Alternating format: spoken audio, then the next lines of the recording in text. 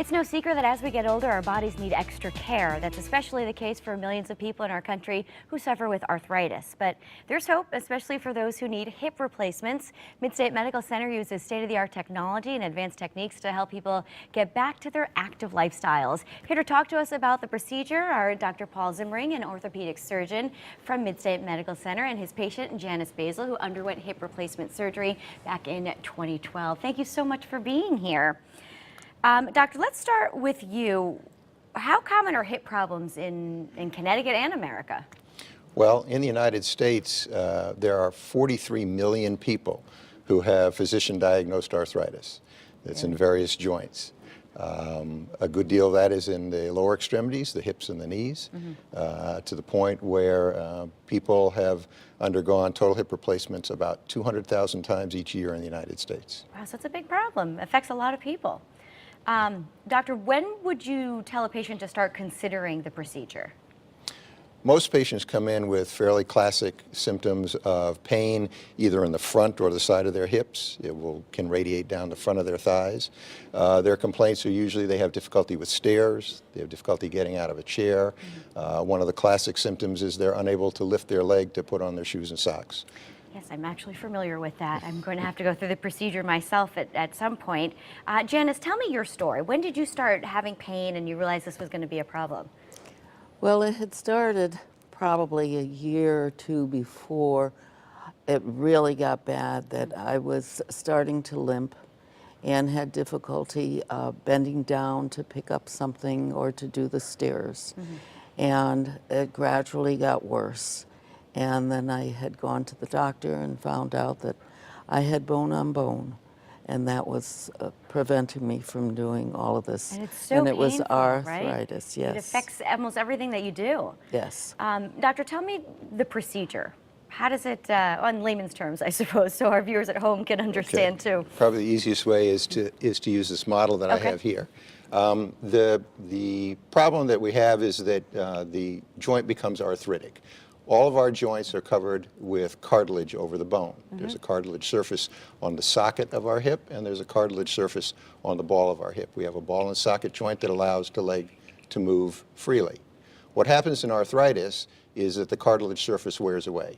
It becomes thinner, it becomes pitted, it eventually wears away. And this is sort of an example of worn away cartilage. And how does that happen? Is it just over age, over time?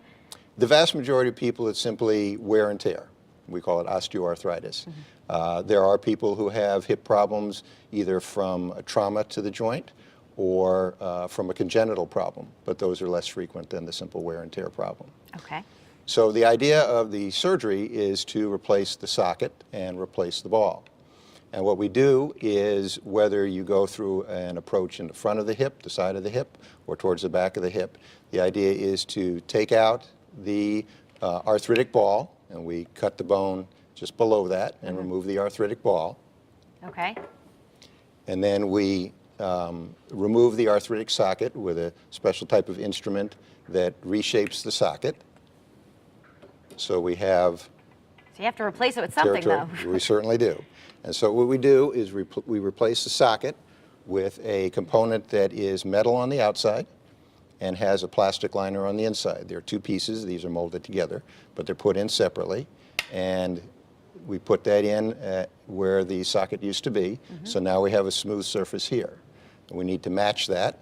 So what we do is we hollow out the inside of the bone here, and we put in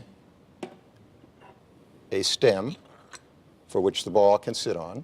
Okay. And using various measurements and various trials, we then will put a ball on the top. The ball is usually metal, can be ceramic or even other materials, and it is sized to fit into the socket, so that now we've restored a ball and socket joint. You can move your leg again. You can go up the stairs again. Absolutely, without the ratcheting that people get and without the pain they get. Let's talk a little bit about the recovery time.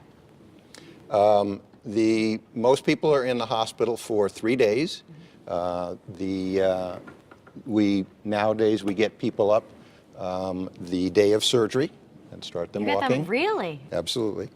We do them in the morning. By the afternoon, the physical therapists are in their rooms getting them up a little bit. That's great. Just let's talk about your experience. You had the procedure done.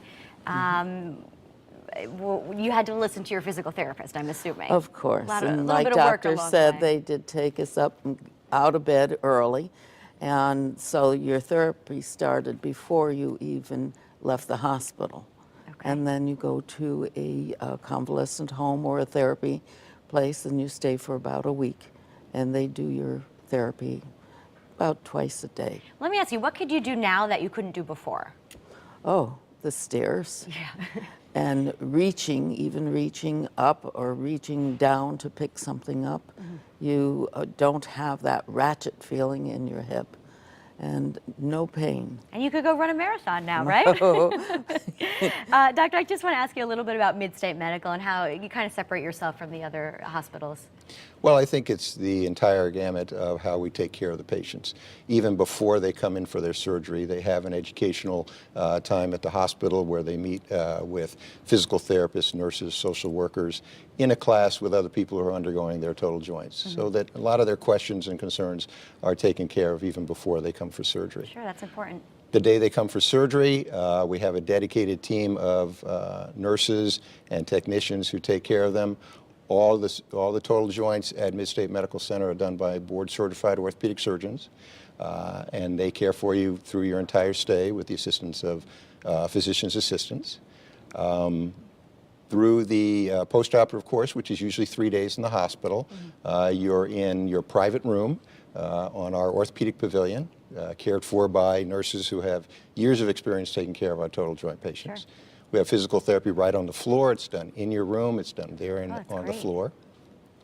We have the physician's assistants who are based on that floor, so they're constantly available.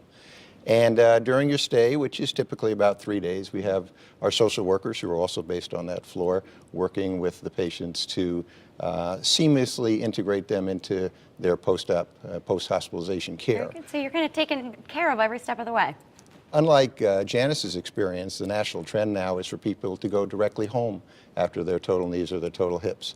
Wow. And we do that with the support of visiting nurses and physical therapists who care for the patients at home. And we found that that works very well, both in terms of the patient's emotional status, and they still rehabilitate very well. Very good. And Janice, what would you tell someone who was kind of pondering the surgery? Have it done. Have it done. Especially if you're in pain. Have it done, don't hesitate, and just follow through with your therapy afterwards. Very good. All right, let's put some information up on the screen. If you'd like to learn more about MidState Medical Center, you could log on to the website, midstatemedical.org, or call 203-235-BONE. Doctor, thanks so much for being here. You really made sense of the whole situation for us, and Janice, thanks for sharing your story. You're welcome. Okay.